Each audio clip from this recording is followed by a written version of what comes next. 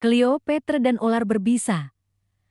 Akhir tragis sang ratu Mesir di tepian sungai Nil yang berkilauan di bawah sinar matahari gurun, berdiri sebuah kerajaan yang pernah menjadi pusat peradaban dunia, Mesir.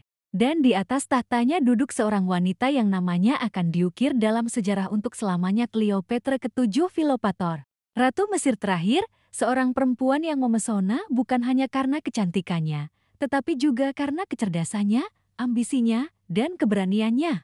Kecantikan dan kecerdasan sang Ratu Cleopatra bukanlah sekadar wajah cantik. Ia menguasai berbagai bahasa, memahami politik, dan mampu memikat para pemimpin besar dunia seperti Julius Caesar dan Marcus Antonius Mark Antony. Dalam dunia yang dikuasai oleh kekuatan pria, Cleopatra adalah anomali, seorang perempuan yang mampu berdiri sejajar dengan para pemimpin paling berkuasa di zamannya. Namun kekuasaan dan cinta yang ia bangun perlahan-lahan runtuh.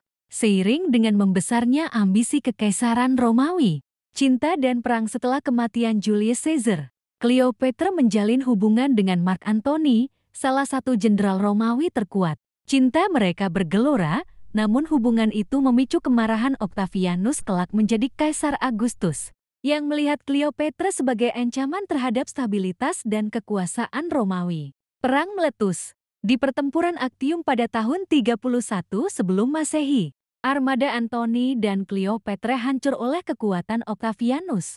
Antony, yang patah hati dan percaya bahwa Cleopatra telah meninggal, memilih bunuh diri dengan pedangnya. Namun kabar itu palsu, Cleopatra masih hidup.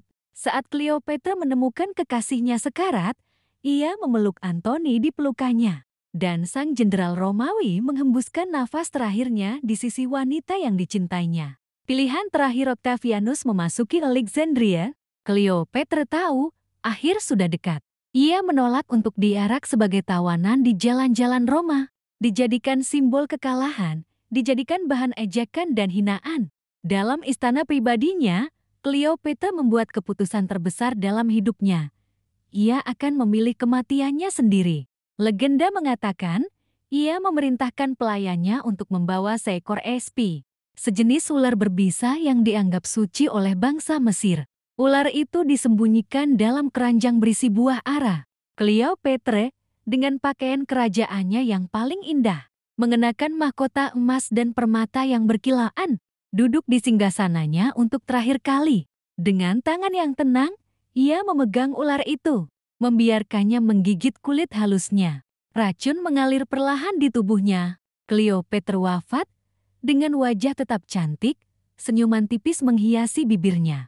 Misteri yang belum terpecahkan, namun, benarkah itu yang terjadi? Sejarawan modern mempertanyakan kebenaran legenda tersebut. Ada yang berpendapat bahwa Cleopatra tidak mungkin menggunakan ular, melainkan racun yang dicampur ke dalam minuman atau salep yang dioleskan ke kulitnya. Beberapa catatan menyebutkan bahwa dua pelayannya juga meninggal bersamanya, yang menunjukkan metode bunuh diri bersama. Tidak ada yang tahu dengan pasti. Tubuh Cleopatra dan makamnya tidak pernah ditemukan hingga hari ini. Warisan abadi yang pasti, Cleopatra bukan hanya ratu, bukan hanya kekasih dari dua pria paling kuat di dunia, tetapi juga simbol abadi tentang cinta, kekuasaan, pengkhianatan, dan kehormatan. Namanya hidup dalam legenda, dalam puisi, dalam lukisan, dalam drama dan film. Cleopatra adalah bukti bahwa bahkan dalam kematian, seorang wanita dapat mengendalikan takdirnya sendiri.